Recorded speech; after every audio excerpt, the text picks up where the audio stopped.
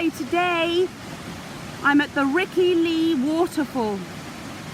It flows down from the River Isla in its amazing strength and power of cascading water. I'm above it 45 feet, so the drop would be pretty lethal if I fell off this footpath. But it's just such an amazing sight to see first thing in the morning.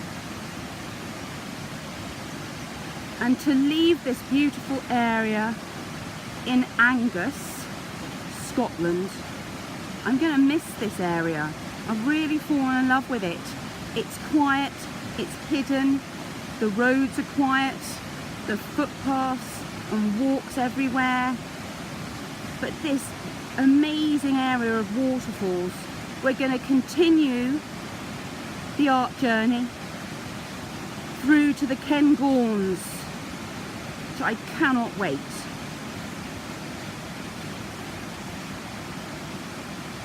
I'm going to leave you with just this amazing sound of the water and that exhilarating, uplifting feeling that you get, the energy of the water.